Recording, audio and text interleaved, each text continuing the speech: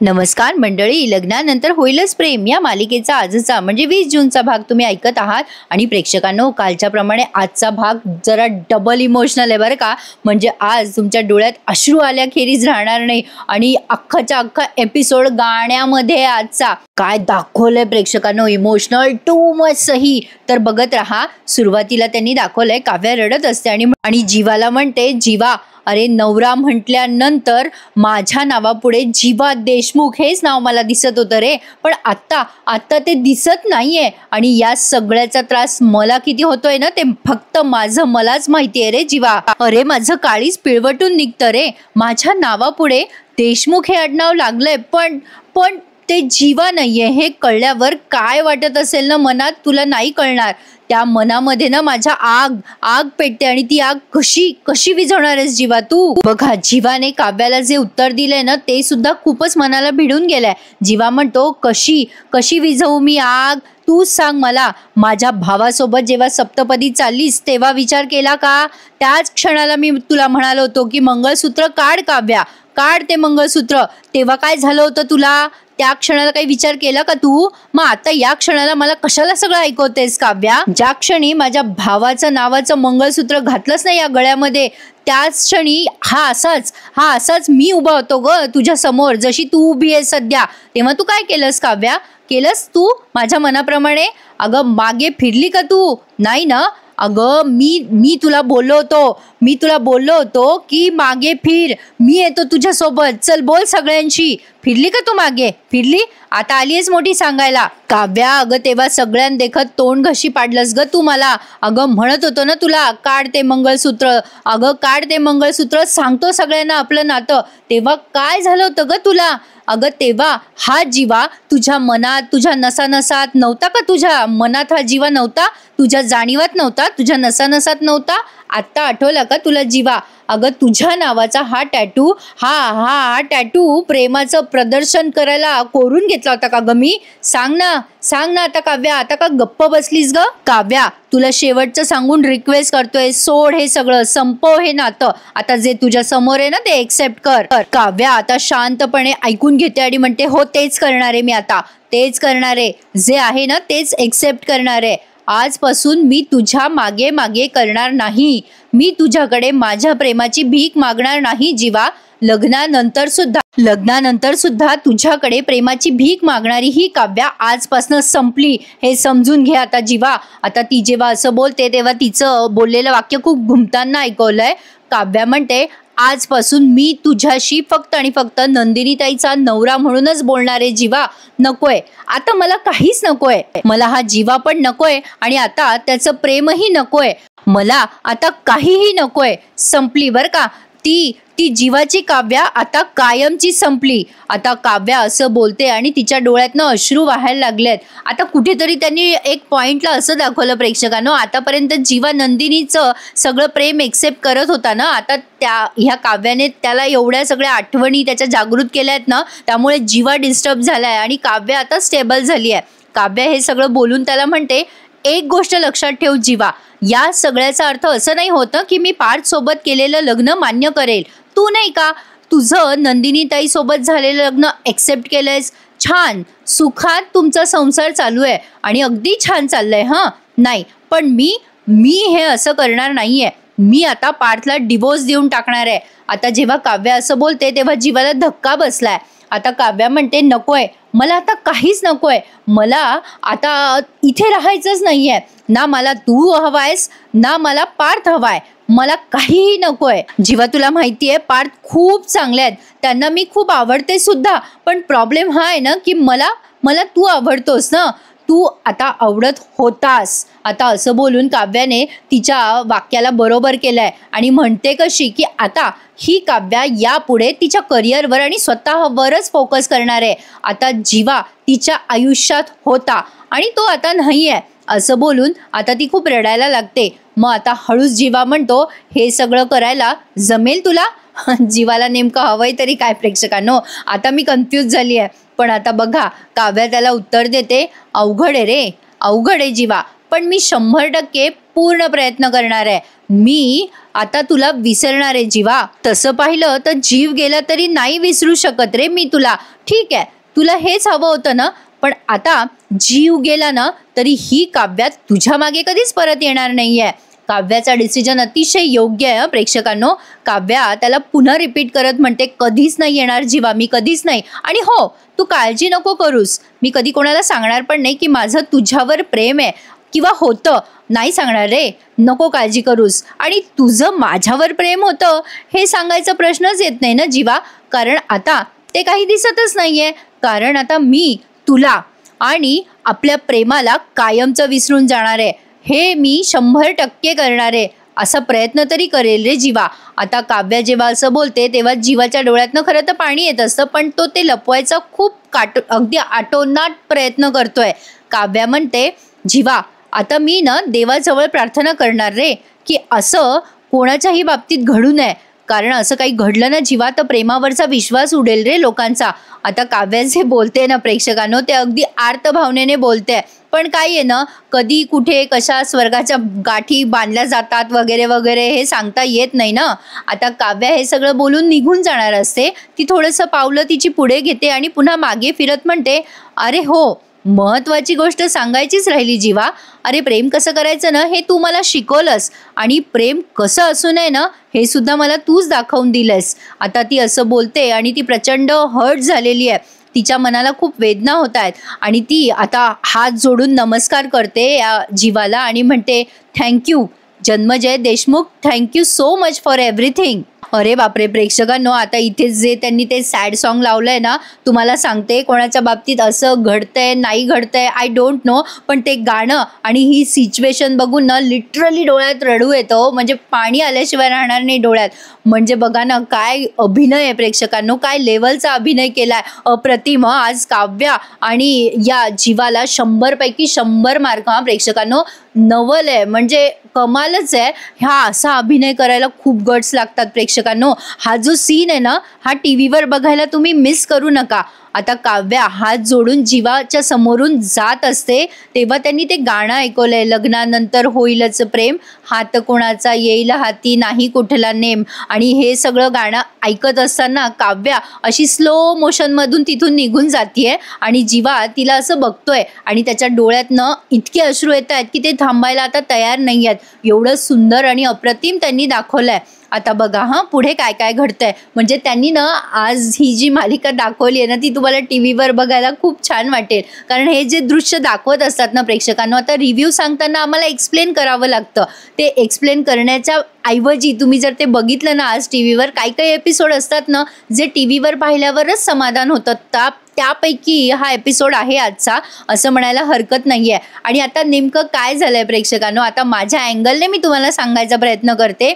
जीवा आणि काव्या हे दोघं आता कायमचे वेगळे झालेत, पण आतापर्यंत काव्याला ज्या वेदना होत होत्या ना त्या वेदना आता जीवाला होणार आहेत. काव्याने जे भोगलंय ते आता जीवा भोगणार आहे. आतापर्यंत जीवा आणि नंदिनीचं त्यांनी छान छान दाखवलं. जीवाने पटकन ते नातं एक्सेप्ट केलं, त्याच्या भावासाठी त्याग केला प्रेमाचा वगैरे वगैरे. पण आता एक्झॅक्टली काय होणार आहे की काव्या तिच्या आयुष्यात सेटल डाऊन व्हायचा प्रयत्न करणार आहे आणि जीवा मात्र आता तिच्या आठवणींमुळे डिस्टर्ब होणार आहे. कारण कुठेतरी काव्याने या सगळ्या गोष्टी आज ज्या काही जीवाला बोलून दाखवल्या आहेत ना त्या सगळ्या गोष्टी या जीवाच्या मनात घर करून गेल्या आहेत आणि आता जीवा ते सगळं जगायला लागलाय. म्हणजे त्याचा भूतकाळाचं आयुष्य तो आता जगायला लागलाय. त्यामुळे आता काय काय होतंय ना पुढे ते बघत राहा. प्रचंड त्रास होणार आहे भावनिक या सगळ्यांना. बाप रे बाप, काय दाखवली ही मालिका प्रेक्षकांनो. आणि कुठेतरी अशी मनाला पटतही नाही आणि मनाला भिडूनही जाते असं म्हणायला हरकत नाहीये. तर बघा आता नंदिनी आणि या मानिनीताईंचं सीन दाखवलाय.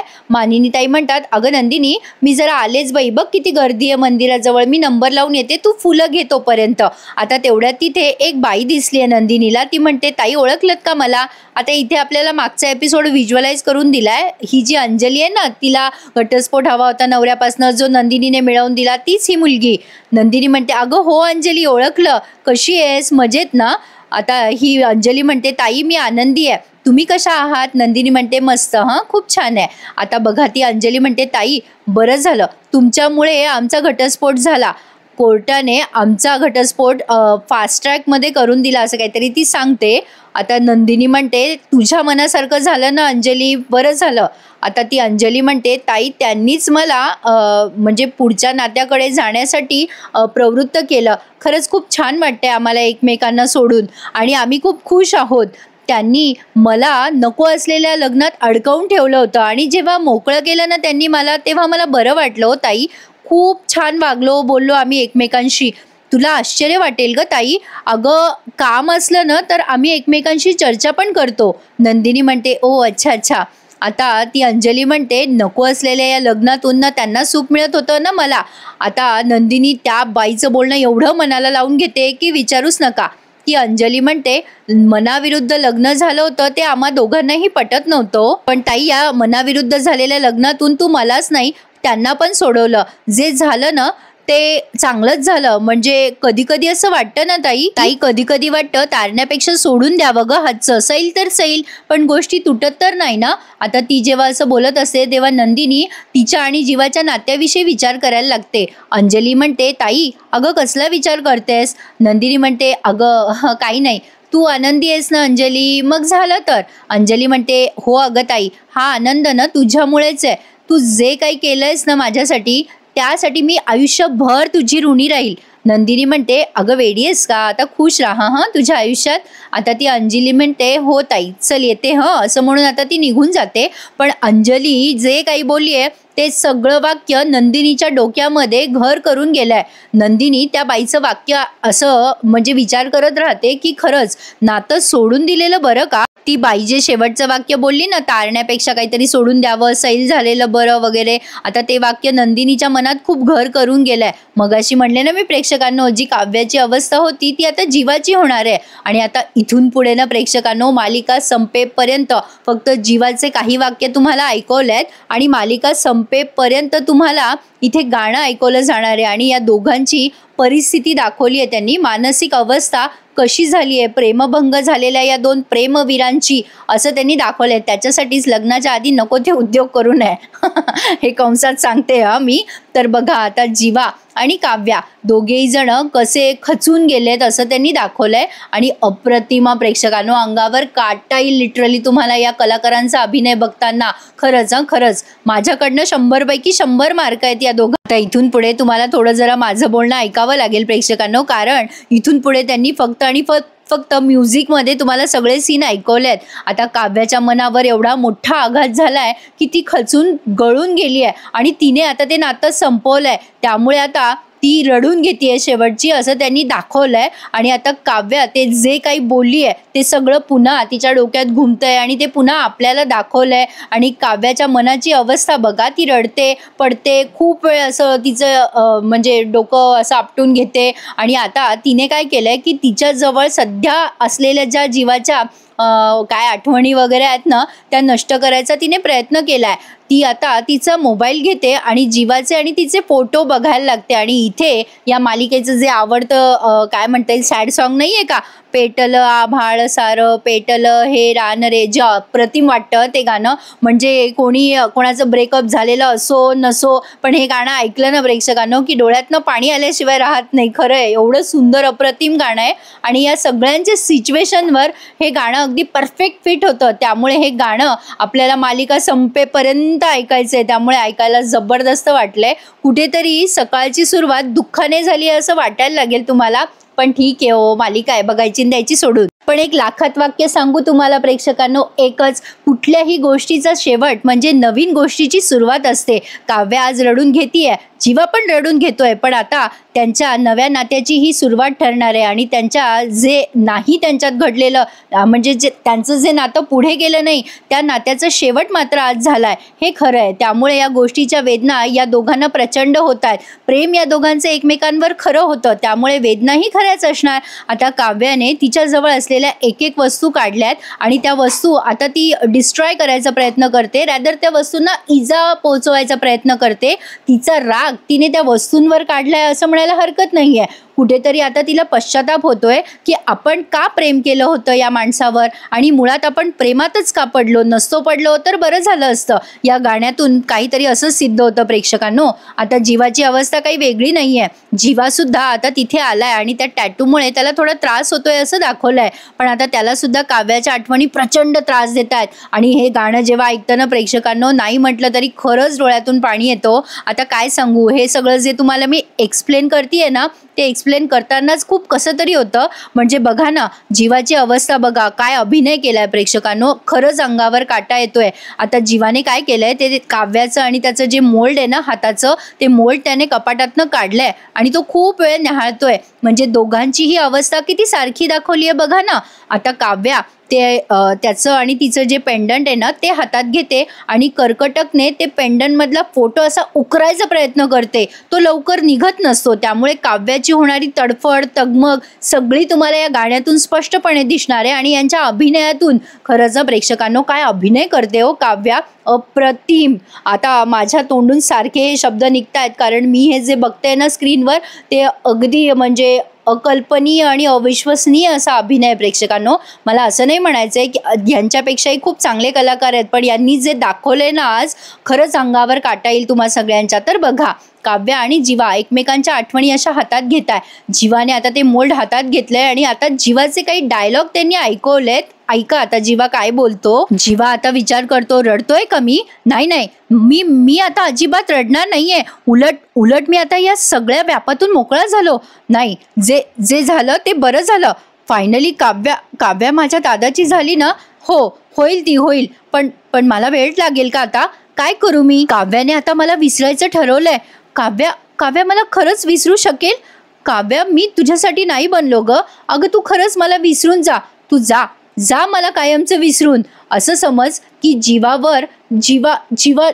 तुझ्या आयुष्यात कधी आलाच नाही. आता हे सगळं बोलत असताना जीवाचे ओठ थरथरतायत प्रेक्षकांनो, आणि त्याला सुचत नाहीये मी काय बोलू, कसं बोलू. आता तो पुन्हा रडतोय आणि म्हणतोय, मी आता ह्या आठवणी तुझ्या कशा आणि कुठे ठेवू ग काव्या?